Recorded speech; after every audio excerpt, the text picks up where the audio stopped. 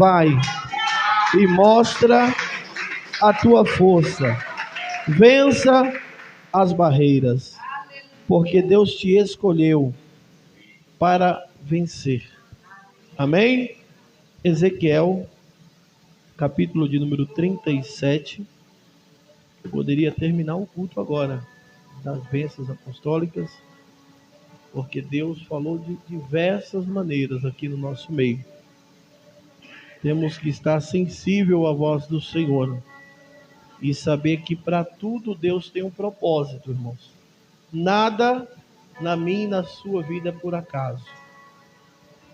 Se percebe lá que Jesus era necessário ele passar por Samaria. Os discípulos foram comprar o alimento. Ele poderia ter ido junto, mas ele falou: tem uma missão por aqui.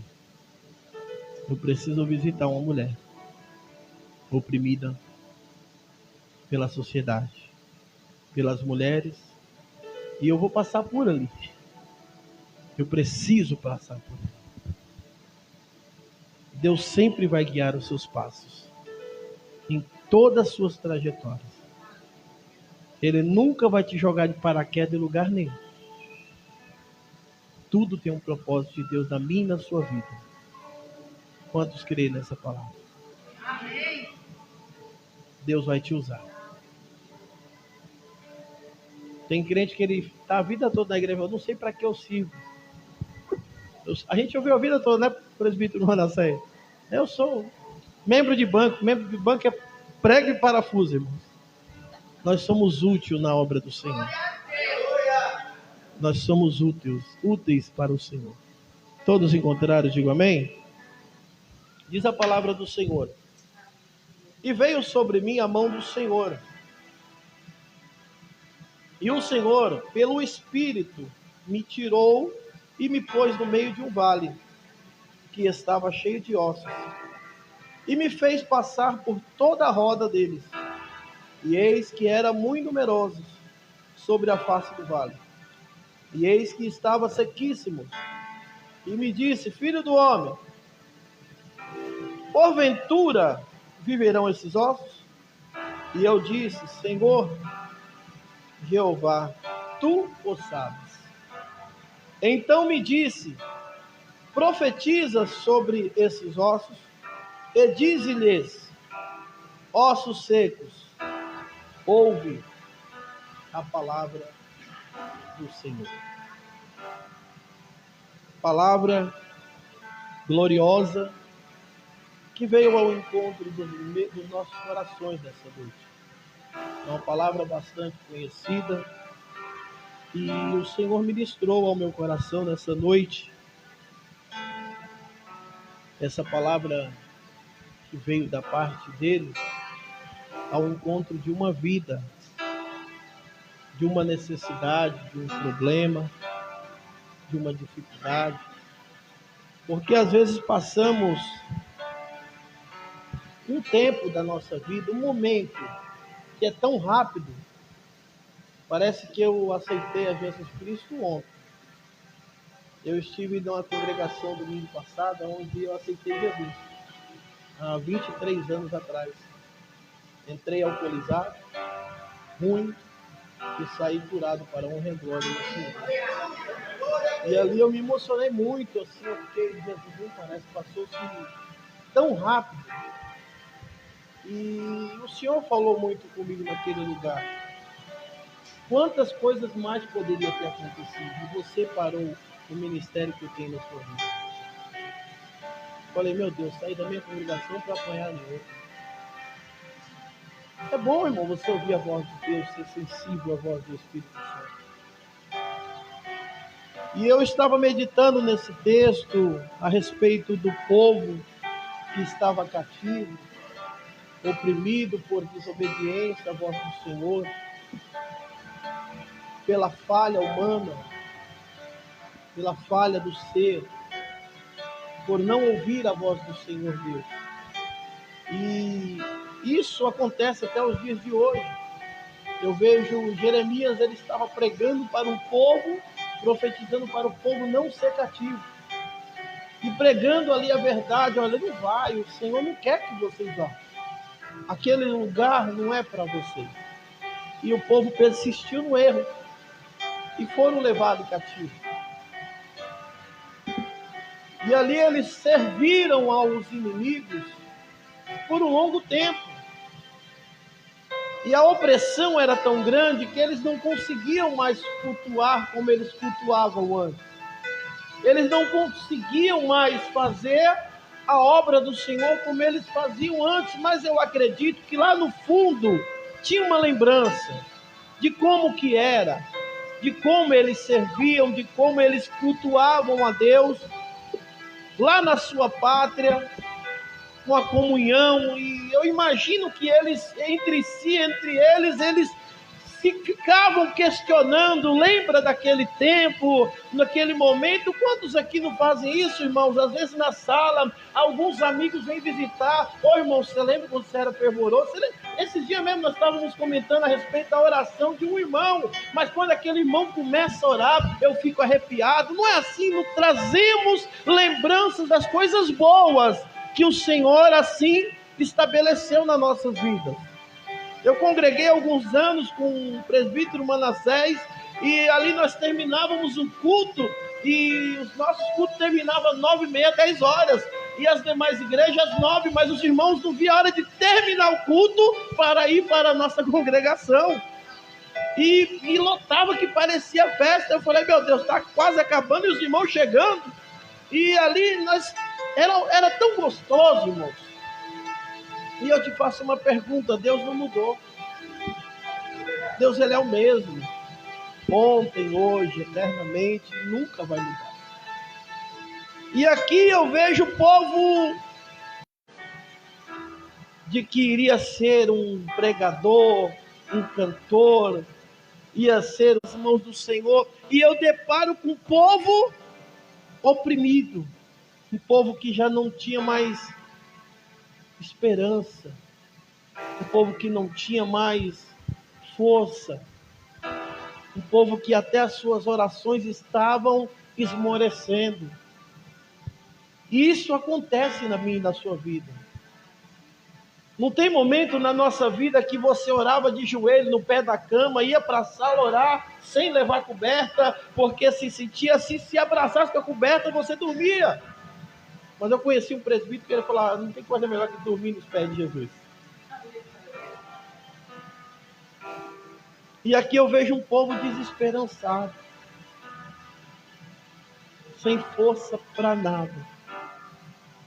Eu imagino eles comentando entre si, pastora, dizendo: será que tem jeito para a gente? Será que ainda tem esperança? Promessa nós temos. Mas será que Deus está nos vendo? Quantos de nós já fizemos essa pergunta para Deus? No estágio que você se encontra agora. Quantos de nós já fez essa pergunta para Deus? Será que Deus está ouvindo o meu clamor? Porque eu oro e as coisas não mudam. Eu bato e as portas não se abrem. Eu clamo, mas parece que o Senhor não está ouvindo o meu clamor. Será que eu estou fazendo errado? Porque as coisas continuam de mal a pior. Essa tarde eu estive ali com meu irmão lá do Paraná. Eu dei um abraço nele, eu dei um beijo nele, e eu vi como ele está bem espiritualmente, materialmente, com a família. E eu fiquei olhando para ele assim, com aquele olhar de irmão mais velho, bobo, assim, oh meu Deus do céu. Não tinha mais esperança para ele, não tinha mais jeito para a sociedade. Mas olha o que o Senhor faz. E assim eu vejo o povo de Deus nesse tempo desanimado. Será que Deus está me ouvindo? Sabe quando você não quer ouvir vozes nenhuma, você quer ouvir a voz de Deus? E às vezes alguém bate na porta: já vou, preciso ouvir uma outra voz. Eu preciso ouvir alguém lá no fim do túnel que ainda, aleluia, conta com comigo nessa terra, mas eu preciso ouvir nem que seja um tequinho da voz dele, para me dar uma injeção de ânimo. E às vezes nós precisamos dessa injeção. É uma palavra só que muda o trajeto da nossa vida. É uma só palavra. Não é muita coisa não, é apenas uma palavra que Deus mandar faz a nossa vida ser transformada, ser direcionada. Às vezes nós estamos admirando o abismo e dizendo, não tem mais jeito. Porque o mal parece que ele vem de foguete. E tão rápido que ele vem e tenta invadir a nossa alma, a nossa mente. O povo estava sem esperança. Será que tem jeito? Os anos estão passando. Promessa não chega. Erramos, sim, erramos. Falhamos, sim, falhamos. Mas aonde está? Não ouvimos mais nem o sonido da voz dele. Precisamos de alguma coisa. De repente Deus dá uma oportunidade para o nosso irmão Ezequiel, cheio de força e coragem. Coloca de pé no meio da congregação. Olha para aquele povo, olha a cara de cada um. Ossos secos. Mas não era uma voz tão simples assim, tão baixa,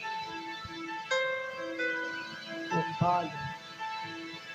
Era uma voz que soa como uma voz de um trovão. Ossos secos, ouve a voz do Senhor. Ossos secos, eu ainda conto com você. Ossos secos, ainda estou aqui, ó. Aleluia. Ossos secos, as minhas promessas estão de pé sobre a tua vida. Eu vou usar ainda, eu vou fazer, porque as minhas palavras não voltam vazias, e sim ela faz aquilo que me apraz. Eu imagino o suar daquela voz no meio daquele vale, e ouve-se o ruído onde não tinha mais vida. Você sabe o que é isso, meus irmãos? É você ouvir uma voz que você já conhece, e muito bem, e você se sensibilizar com aquela voz, pastor, e dizer, ele ainda está aqui no meio de nós. Mesmo diante de tantas falhas, de tantos erros, ele ainda desceu no meio de nós, com voz de trovão, dizendo que há esperança para nossas vidas. Ainda há uma esperança para minha e para a sua vida. Ainda está de pé a promessa de Deus. Ainda está de pé. Passa-se o tempo que passar, mas eu tenho uma convicção e a certeza que essa palavra não volta vazia, mas ela faz aquilo que lhe apraz. Ossos secos, ouve a voz do Senhor teu Deus. Você já imaginou como que foi naquele momento? Dá para imaginar. Ossos secos. Estava assim mais ou menos, nessa distância. Vamos colocar aqui. Ossos secos. Ouve-se a voz do Senhor. Ouve-se um ruído.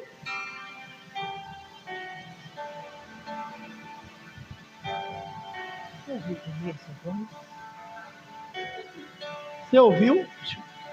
Missionária, você ouviu também essa voz? Ô presbítero Manassés, eu estou ouvindo voz e você ouviu também. Diaconisa Patrícia, você ouviu também essa voz aí que eu ouvi?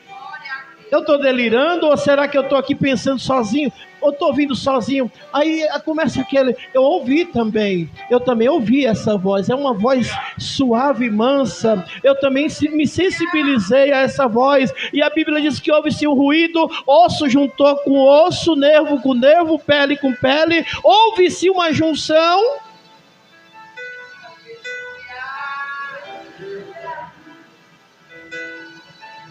Se ele desceu é porque ele conta com nós. Né? Se ele veio é porque ele conta com você ainda. Se ele está no culto é porque ele conta com você ainda. Ele ainda quer ouvir a sua voz entoar em alto e bom som. Ele ainda quer lhe ver cantar ainda para Ele. Ele ainda quer ver você levantar as mãos e dizer: eis-me aqui, Senhor, usa-me a mim como canal de bênção nas tuas mãos. Ele ainda quer ouvir o estralo dos seus dedos, das suas mãos, aplaudindo e glorificando o nome dEle ainda. Ele ainda quer ouvir você de joelhos para trás dizendo: Senhor, visita a minha família, Pai amado, porque eu creio que o Senhor está me ouvindo. E houve-se uma junção. E eu imagino Deus dizendo: eu conto com vocês ainda, igreja minha. Assim como Ele está dizendo aqui nessa noite, para mim e para a tua vida. Mesmo diante de tantas falhas, Ele ainda conta com você. Mesmo diante das suas fraquezas, dos meus e dos seus erros, Ele ainda conta com você. Mesmo você se martirizando: eu não sirvo para nada, eu não faço nada, eu não sei nada. Os discípulos, uma certa feita, falou: mestre, que diremos? Como que nós vamos chegar a abordar? Como que nós vamos falar? E ele: não se preocupa que não sois vós que falará naquela hora, porque o meu Espírito falará em vós. Tantas preocupações. Se preocupa com a casa do Pai, com a obra do Pai que Ele tem na tua vida. Se aprofunde mais nessas águas. Entra mais fundo. Deus te convida nessa noite. Mergulha mais fundo. Clame mais por Ele. A Bíblia diz que eis que as minhas mãos não estão encolhidas para que não possa te ajudar, e nem os meus ouvidos agravados para que não possa te ouvir. Clame, desça mais, depressa. Você sabe o que é descer depressa, irmão? É correr. É o mais rápido que você puder. Se possível hoje, combata esse cansaço, essa fadiga, essa tristeza, essa depressão que quer pegar. Dê um chega para lá e fala: eu tenho uma consulta com o Dr. Jesus hoje. Já percebeu que a gente tem uma consulta com o médico e a gente não falha por nada nessa vida? Essa eu não posso perder. Por nada. A consulta hoje é com o Dr. Jesus. Quantos querem ir nessa consulta? Já está marcado. Fala com ele. Você vai ouvir uma voz como uma voz de um trovão. Você vai ouvir uma voz diferente. E aquela voz suave que você vai falar: será que só eu ouvi? Quando você ouve, você quer compartilhar. E quando você compartilhar, você compartilha como o quê? Como Deus. Curve a sua cabeça nessa noite. Mergulha mais fundo nessa noite. no oceano do Espírito. Mergulha nessa noite. Ao que estás assentado no trono, e ao Cordeiro seja o louvor, seja a honra, seja a glória, seja o domínio pelos séculos dos séculos. Poderoso Deus, poderoso Deus, poderoso Deus, minha alma anseia por ti, poderoso. Fala com ele nessa noite. Poderoso Deus, poderoso Deus, minha alma anseia por ti, minha alma anseia por ti, minha alma anseia por ti, minha alma anseia por ti. Creia nessa noite que o Senhor visitou a tua casa, mas a tua casa é espiritual nessa noite. E quando Ele visita a casa espiritual, Ele transforma, Ele muda, Ele batiza, Ele renova e Ele reveste. Que Deus abençoe. Continueis orando por nós, e as palmas que exaltam o Senhor Jesus.